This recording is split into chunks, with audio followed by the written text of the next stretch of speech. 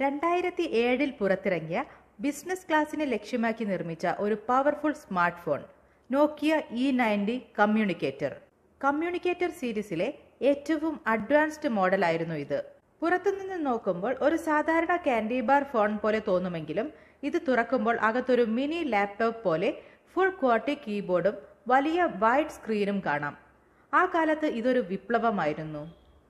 ഈ device Symbian OS V9.2 S60 3rd edition feature pack 1ൽ പ്രവർത്തിച്ചു. 330 mHz ARM 11 പ്രോസസ്സറും 128 MB റാമും ഉണ്ടായിരുന്നു ഈ ഫോണിൽ. 256 MB ഇന്റേണൽ സ്റ്റോറേജും ലഭിച്ചു. കൂടാതെ മൈക്രോ SD കാർഡ് ഉപയോഗിച്ച് സ്റ്റോറേജ് 16 GB വരെ വർദ്ധിപ്പിക്കാം. അന്നത്തെ ബിസിനസ് ആവശ്യങ്ങൾക്കായി ഇത്രയും മെമ്മറി വളരെ വലിയ കാര്യമായിരുന്നു.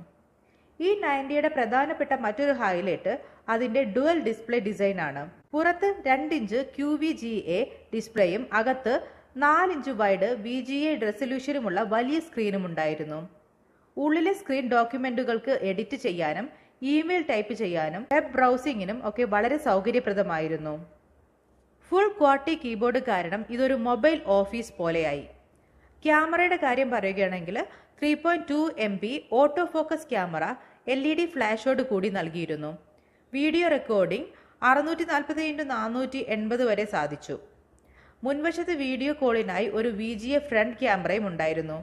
2007 ഇതൊരു പ്രീമിയം ഫീച്ചറായിരുന്നു. ഇനി കണക്ടിവിറ്റിയുടെ കാര്യം പറയുകയാണെങ്കിൽ 3G, Wi-Fi, Bluetooth, infrared, mini USB കൂടാതെ GPS എന്നിവ എല്ലാം ഉൾപ്പെടുത്തിയിരുന്നു. ബിസിനസ് യൂസേഴ്സിനായി push email support, Microsoft Office document viewing and editing, PDF reader, VPN support എന്നിവയും ഉണ്ടായിരുന്നു. അതായത് ലാപ്ടോപ്പ് ഇല്ലാതെയും പല ഓഫീസ് ജോലികളും ഇതിൽ തന്നെ ചെയ്യാൻ സാധിച്ചു. ഇനി ബാറ്ററിയുടെ കാര്യം പറയുകയാണെങ്കിൽ 1500 mAh BP4L റിമൂവബിൾ ബാറ്ററി നൽകിയിട്ടുണ്ടായിരുന്നു. സാധാരണ ഉപയോഗത്തിൽ നല്ല ബാക്കപ്പും ലഭിച്ചിരുന്നു. എന്നാൽ ഈ ഡിവൈസിന് വലുപ്പവും ഭാരവും കുറച്ച് കൂടുതലായിരുന്നു. ഏകദേശം 210 ഗ്രാം ഈ ഫോണിന് ഭാരമുണ്ടായിരുന്നു. അതുകൊണ്ട് തന്നെ ഇത് അത്ര പോക്കറ്റ് ഫ്രണ്ട്ലി ആയിരുന്നില്ല. പക്ഷേ പവർ യൂസുകൾക്ക് ഇതൊരു കംപ്ലീറ്റ് പാക്കേജ് ആയിരുന്നു. ഡിസൈൻ വൈസ് ഇത് സ്റ്റൈലിഷും പ്രൊഫഷണലുമായിരുന്നു. Metallic finishing, solid hinge mechanism, premium build quality എന്നിവ കൊണ്ട് ഇതൊരു എക്സിക്യൂട്ടീവ് ഡിവൈസ് എന്ന ഇമേജ് നേടി. വിലയും ഉയർന്നതായിരുന്നു.